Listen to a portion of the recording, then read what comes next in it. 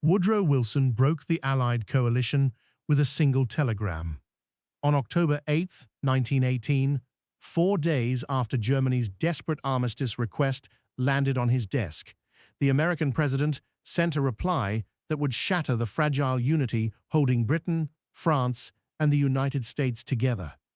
His response demanded democratic reforms in Berlin, but dangled something unexpected: flexibility on territorial questions, a suggestion that perhaps the punishing terms France and Britain had secretly agreed upon were open to negotiation. In Paris and London, the reaction was immediate and furious. Georges Clemenceau, the Tiger of France, had spent 4 years watching his country bleed. 1,400,000 Frenchmen lay dead. The army had mutinied just a year before. And now Wilson, whose troops had been fighting for mere months, presumed to dictate the peace. David Lloyd George faced his own calculations. Britain was exhausted, her army depleted, Lloyd George himself withholding reinforcements from General Haig out of distrust. But the British Empire's interests could not be subordinated to American idealism.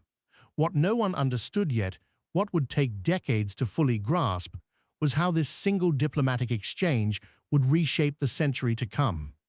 In this alternate timeline exploration, we examine what could have happened and why the real history unfolded differently. Prince Max von Baden, Germany's new chancellor appointed just days earlier specifically to negotiate peace, recognized the fracture immediately. He had sent his armistice request directly to Wilson, bypassing the Entente powers deliberately. Now that gambit was paying dividends he had scarcely dared imagine. The casualty lists arrived in American cities like a slow-moving catastrophe. 26,000 dead, 95,000 wounded, and still the Meuse-Argonne offensive ground forward through the forest, each mile purchased in blood. General Pershing's 1.2 million men had launched the assault on September 26th, the largest American military operation in history. 47 days later, they were still fighting in New York, Chicago, and Boston. Newspapers printed columns of names, sons, brothers, husbands who would never return. The Spanish flu was killing more soldiers than German bullets, filling field hospitals with men drowning in their own lungs. Irish-American communities, already skeptical of fighting alongside Britain, grew openly hostile. German-American neighborhoods faced violence even as they mourned their own dead. Congressional hearings convened. Senators demanded answers. Why were American boys dying in French forests for unclear objectives? What exactly had Wilson promised the Europeans? The president, who had won re-election on the slogan "He kept us out of war," now faced the consequences of breaking that promise. Anti-war protests filled the streets of American cities. Gold Star mothers demanded their sons come home, those who still could. And in the halls of Congress, a question began to form that would define American foreign policy for a generation. What had this war actually purchased? Clemenceau made his decision in the second week of October. If Wilson intended to negotiate away French security for his precious League of Nations, then France would negotiate for herself. Through Swiss intermediaries, back-channel communications opened with Berlin. The messages were simple. What would Germany offer France directly? The secret talks unfolded in Geneva while the guns still thundered along the Western Front. Max von Baden proved a sophisticated negotiator. He could offer territorial concessions, economic arrangements, security guarantees, but only if Germany remained intact, her army unbroken, her institutions preserved. The Kaiser was already discussing abdication, but to his son rather than into exile. A constitutional monarchy, German dignity preserved, and peace with honor. Lloyd George learned of the French negotiations within days. British intelligence remained formidable even in exhaustion.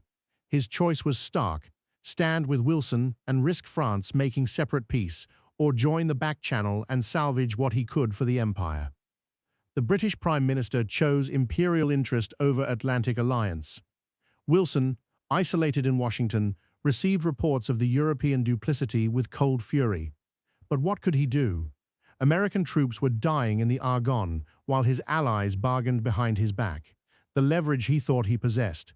American men, American money, American industry suddenly seemed less decisive than he had believed.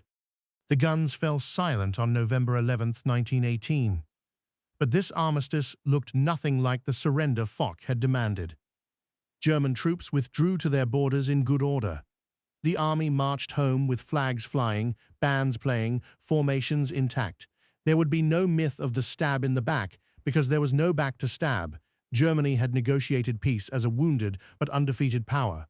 Kaiser Wilhelm II abdicated the imperial throne, but not the Hohenzollern legacy. Crown Prince Wilhelm assumed a regency, promising constitutional reforms, parliamentary governance, a new Germany that could take its place among nations.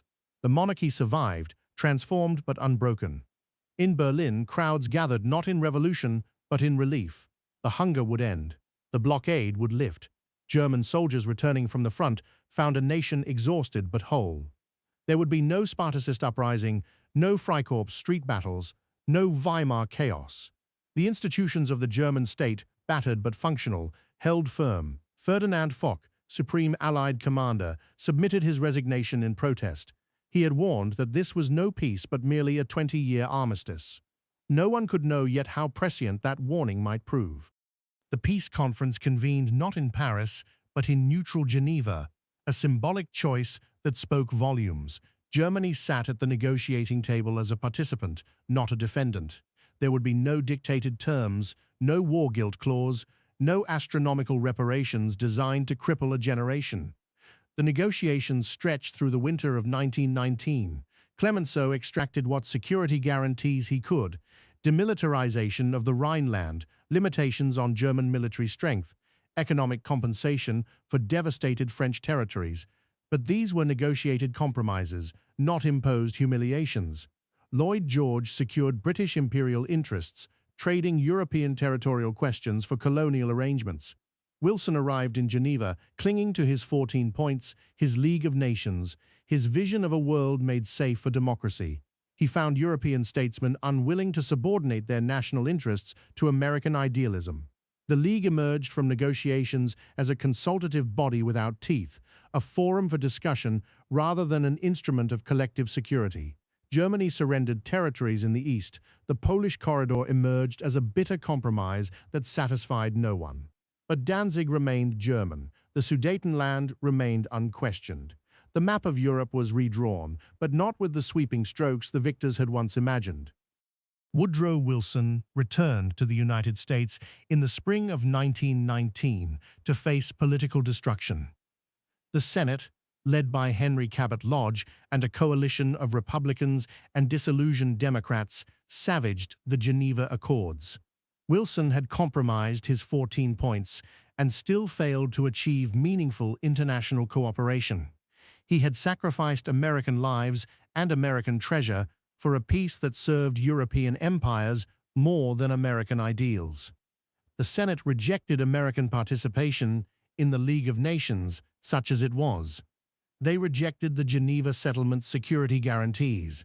They rejected, fundamentally, Wilson's vision of America as the architect of a new world order. The nation that had sent 2 million men to fight in Europe now wanted nothing more than to forget Europe existed. Wilson collapsed during his speaking tour, trying to sell the peace to the American people. The stroke that followed ended his presidency in all but name. He lingered in office, diminished and bitter, while the country he had led into war turned decisively inward. The lesson seemed clear. Foreign entanglements brought nothing but death, debt, and disappointment. America would not make that mistake again. France stood alone behind its fortifications. The Maginot mentality took root not from defeat, but from abandonment. Allies who had bargained away French security for their own interests then retreated across oceans and channels. Clemenceau fell from power, replaced by governments obsessed with defensive preparation. The French army dug in along the German border, building concrete and steel monuments to distrust. Britain retreated to imperial concerns. The Middle East, India, the tangled inheritance of Ottoman collapse. These demanded attention. Europe could manage itself. The Channel remained Britain's true defense, and the Royal Navy its guarantee. Let the continental powers find their own balance. Germany stabilized under the regency of Crown Prince Wilhelm. The constitutional monarchy proved more durable than Weimar democracy would have been. Traditional elites retained enough power to prevent radical disruption, while genuine parliamentary reforms slowly expanded democratic participation. But resentment simmered. The Eastern territories lost to Poland festered as national grievances. The Geneva Diktat was milder than Versailles would have been, yet still it ranked. The Reichswehr remained professional, limited, and intensely focused on future expansion. The army that had marched home undefeated began quietly planning for eventual revision of the settlement's terms. Europe in the 1920s resembled nothing so much as a held breath. Germany dominated Central Europe economically while carefully observing military limitations for now. France crouched behind fortifications, suspicious and isolated, watching the Rhine. Britain focused on imperial twilight, fighting colonial insurgencies while ignoring continental drift. And America, the power that might have shaped a different order, had vanished behind tariff walls and immigration restrictions. No Dawes Plan flowed American capital into German reconstruction. No Washington Naval Conference limited great power armaments. No Kellogg-Briand Pact provided even the illusion of collective security. The international architecture that might have prevented the next catastrophe simply never existed. Whether war would come again, no one could say with certainty. The pressures remained: German revanchism, French insecurity, British decline, American absence. The triggers that might set the powder magazine ablaze still waited to be pulled. Perhaps the next generation would find accommodation and peace. Perhaps they would discover only that postponed catastrophe arrives with accumulated interest. History had taken a different path. Whether it led somewhere better or merely somewhere different, only time would reveal. The men who made these choices, Wilson and Clemenceau, Lloyd George and Max von Baden, believed they were building a lasting peace. They could not see the shadows they were casting across the decades to come, shadows that would define a century none of them would live to see completed.